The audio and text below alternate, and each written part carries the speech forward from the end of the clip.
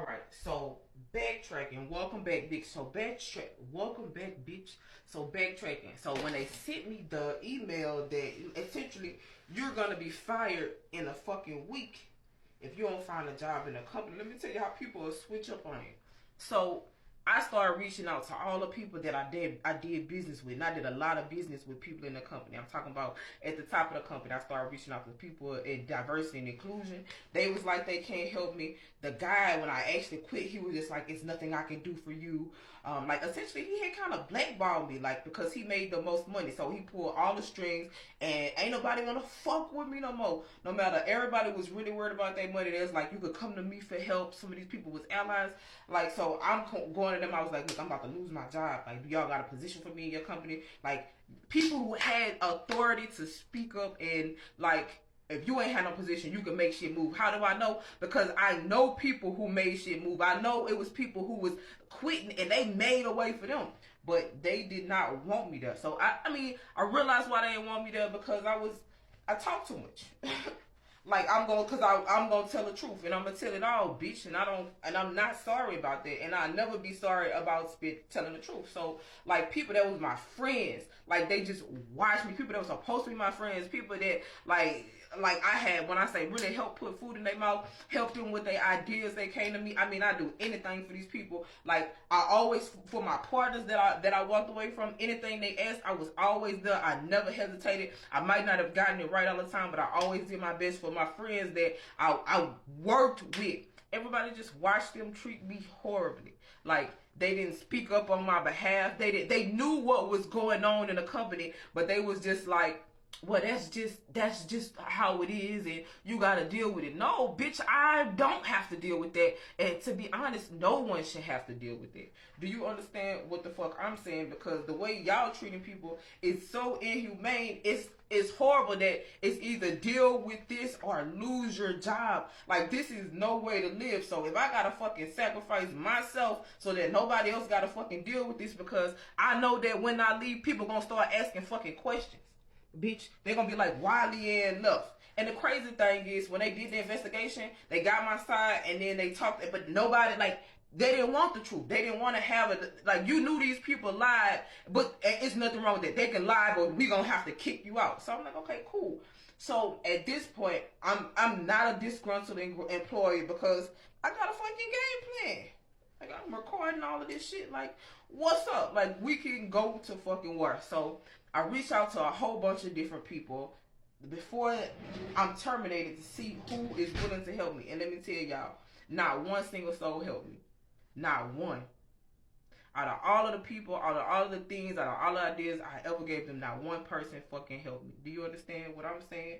So if anything, so first off, I need y'all to understand, before I quit my job, I cried like a fucking 2-year-old, because I love that job. I love that company. I did so much for that company. That company helped me grow, but I had to realize that sometimes you grow out of things and you grow apart from things. And I knew that when I made the decision to be like, okay, I'm gonna have to leave.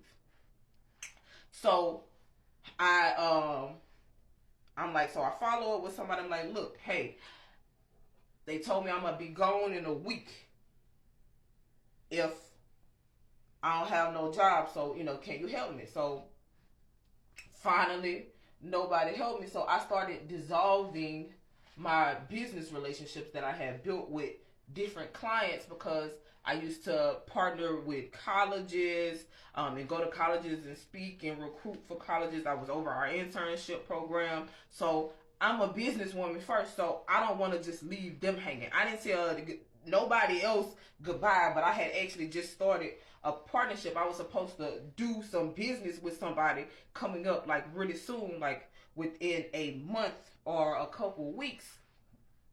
And so I didn't want to just leave them hanging. So I just hit a couple people up and I was like, look, I'm about to leave this company. So I just wanted to let y'all know.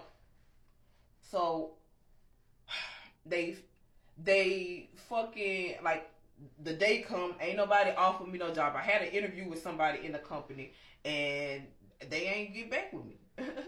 Like, I told the lady, I was very honest in my interview. She asked me why I was looking for that position, and I told her, I was just like, because my teammates was treating me horribly. I reported them to HR, and I'm here now. So blase, blase, blase. That fucking happened. All right. So ultimately, I was terminated, which I was fine with because I was prepared for that. Anyways, like I said, I didn't expect for shit to go for as long as it did. Anyways, what I really was waiting on was for the investigation results. Regardless, because I felt like I could tell that they were still gonna fucking fire me. So I was like, okay, I just need the investigation results because I really need to be able to like in court, like because when we fought over the terminology. I said I was forced out, and they said that I voluntarily resigned. I was. It's a difference. And so she said that I was forced. I voluntarily resigned, but based on what she said in the investigation, it's clear that it was involuntary. And so that's really all I was fucking there for. All right, so I get fired, and it's another thing. Just be careful who you chop it up with. So it was a guy that I went to. I had met him on one of my college visits, and I don't really got nothing against him. I understand what he was doing, but I'm not like that. So I went to him for some advice because I'm new in this industry, and I really thought he would be able to help me get a job. But he didn't want to help me get a job because I've helped people get jobs before, and he was really just being nosy or whatever. But I asked him for some advice because he was a vet in this industry, and he was just like, "You don't want to sue because you don't want to be known as the girl that sues the." You don't want to be known as the girl that sues the industry. Like, you don't want to be known as the girl that gets revenge. And so I had to sit with that because I was like, I don't want to be known as the girl that gets revenge. What I do want to be known as the girl that you can't play with, the girl you can't run over, the girl who knows her value, the girl who's going to say, stop, you're hurting me, and somebody needs to fucking listen. That's what I do want to be known as.